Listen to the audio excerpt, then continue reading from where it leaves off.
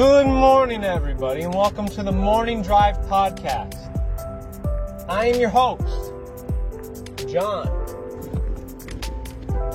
Today, please do not forget, before you do anything else, make sure to like, share, subscribe, and check out the podcast on Spotify and Audible. Now, recently, we get shipments at our work, right? And the people come in through the lobby, and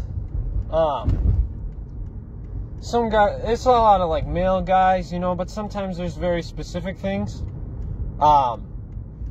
And this particular time, a gentleman came in, you know, white,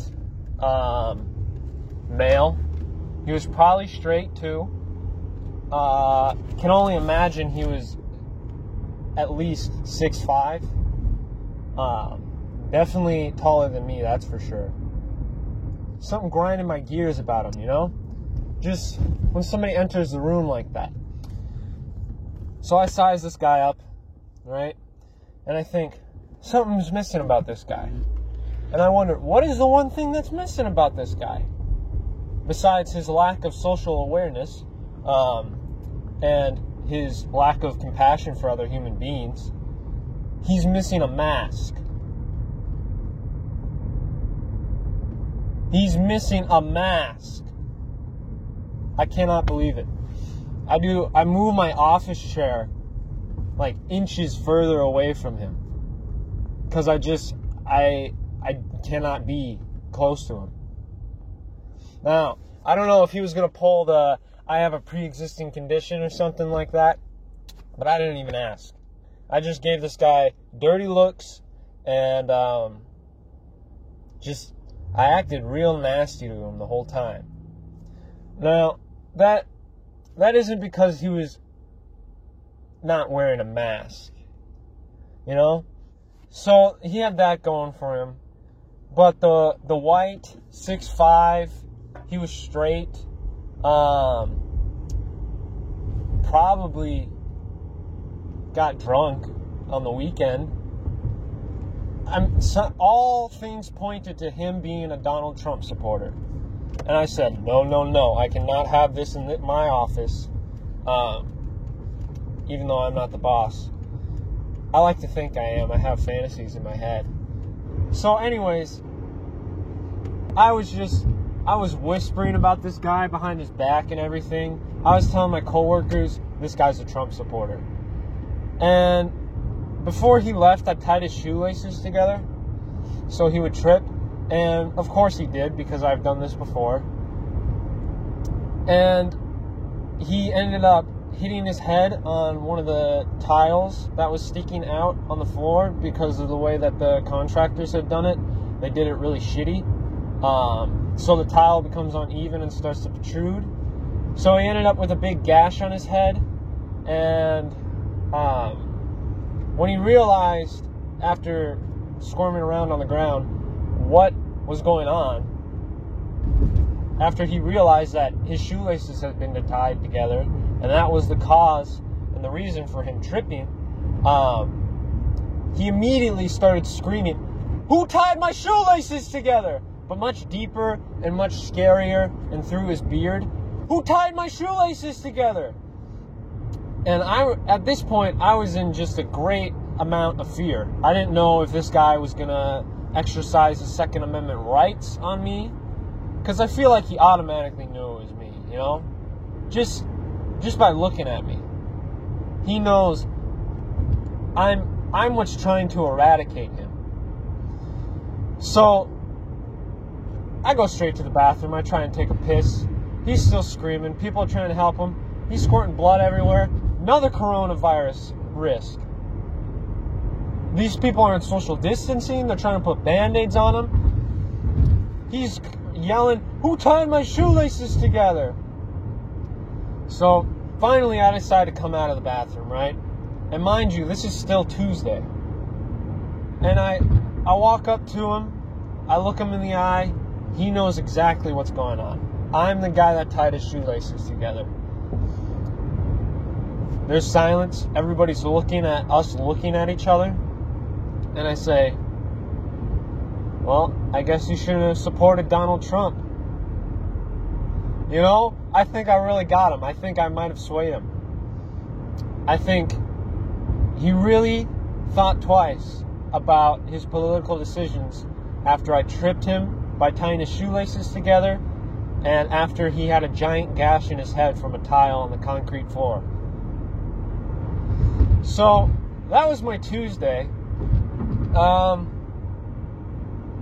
Second topic at hand. This happened yesterday as well. Tuesday, very eventful day. It was hard to get through. The coffee machine. This is the biggest thing for me. I can deal with a Trump supporter in my workplace, but the coffee machine was broken. The coffee machine is broken. This is awful. See, I drink my coffee every day. I don't know if you can see, but I have my coffee right here. And the last thing I want when I get to work and when I'm done going, sip, sip, sip, on my, good caffeine, the last thing I want is to show up to work and not be able to refill it. That right there makes me want to quit my job. I cannot believe it. All right, so I try to contain my anger. I go around. I try and see if anybody knows what the deal with the coffee machine is. I take a look at it myself, but I'm not too handy with mechanical things or digital things. Besides Instagram, Twitter, and Facebook, check out the Morning Drive podcast there. But other than that, I am not technological savvy at all. So, there's no hope for me to fix this thing. So I look around for other people that could. Who is the one person that has more time on their hands than me? I think you know. You know, it's the receptionist.